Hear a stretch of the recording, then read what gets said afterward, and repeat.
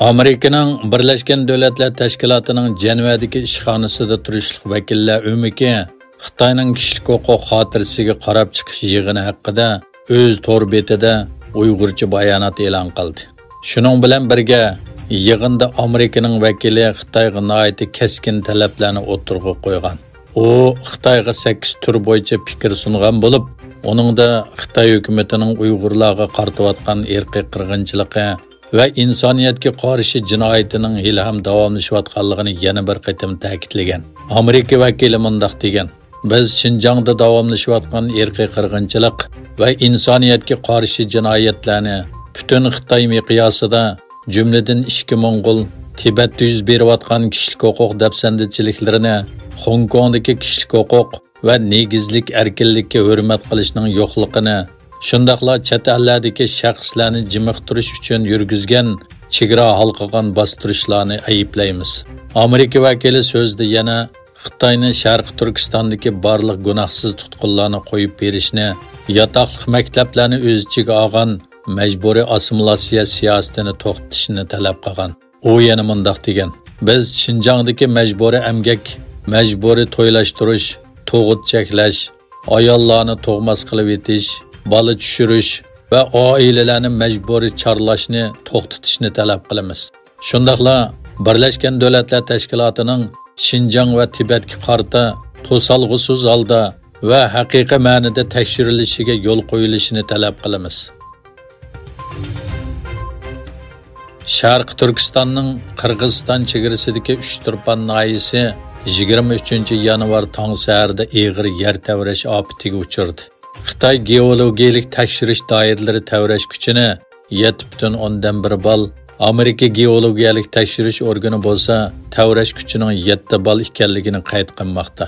Uyg'ur avtonom rayonlik jiddiy ahvollarni bostirish nazoratining 23 yanvar kechda o'tkazilgan axborot yig'inida Xitoy hukumat taratqularida ta'kidlanishicha, 23 yanvar kechida yuz bergan tavrashda jami 3 odam o'lgan, 5 odam yaralangan. Ammo doiralar bu qitimliq yer tavrashning tavrash kuchi nisbatan kuchlik, nisbatan keng rayonlarga ta'sir qilgan bo'lsa-mu, biroq uning ig'ir o'lim yetim voqealarni keltirib chiqarmaganligini qayd qilmoqda.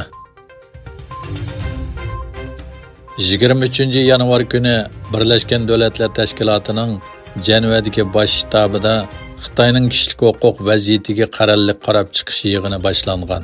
Bu qitimliq baholashdimi Birlashgan Davlatlar Tashkilotidagi har qaysi yig'inlarga o'xshash Xitoy bilan munosabati yaxshi bo'lgan yoki iqtisodiy jihatdan Xitoyga tayangan davlatlar Xitoyning dokladini olqishlagan.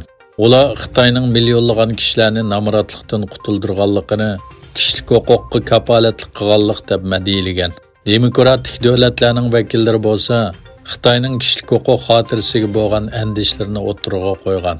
Demokratik davlatlar Uyg'urlar haqida to'xtalganda, birdek Xitoydan Birlashgan Davlatlar Tashkiloti kishilik huquq oliy komissarligining Uyg'ur rayoni haqidagi dokladidagi fikr takliflarni amallashtirishni talab qilgan.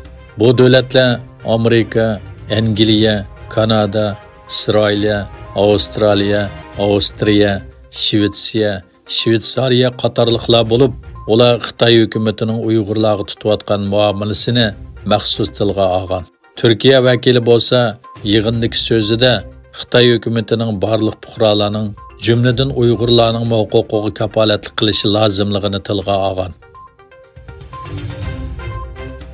Turkiya Buyuk Milliy Majlisi 287 bilet bilan Shvetsiyaning Shimoliy Atlantik Akti tashkilotiga a'zo bo'lishini tasdiqladi. O'qituvchi partiyalar hukumatni tuturuqsiz tashqi siyosat yo'lga qo'ydi deb aybladi va ba'zi partiyalar qarshi bilet tashildi. Turkiya parlamentida qabul qilingan Shvetsiyaning Shimoliy Atlantik Akti tashkilotiga kirish kelishimi keyingi bosqichda prezident Erdo'g'anning imzosi va rasmiy gazetda e'lon qilinishi bilan kuchga ega bo'ladi. Layoqatlik emgak kuchi farqini kichikiltish uchun har qaysi davlatlar bilan suhbatlashayotgan Germaniya bu qatim Vyetnam bilan hamkorlashdi. Hosil qilingan kelishim Vyetnamning layoqatlik emgak kuchlarini Germaniyaga yetaklashni maqsad qiladi. Germaniya prezidenti Frank-Walter Vyetnam safariga Emgak ministri Robertos Xir va savdo dunyosidagi vakillar o'migi hamroh bo'ldi. İki davlatning emgak ministrlari Vyetnamning layoqatli emgak kuchlarini Germaniyaga yetaklashda hamkorlikni kuchaytirish to'g'risida kelishim imzoladi. Norvegiya tashqi ishlar ministri Estin Barth Eid va Belgiyaning Birlashgan Davlatlar Tashkilotidagi doimlik vakili Filippe Gridelka G'azzada jiddiy urush to'xtatishni talab qildi hamda rayondagi insonparvarlik krizisining kundan kunga cho'nqirilishayotganligini ko'rsatdi.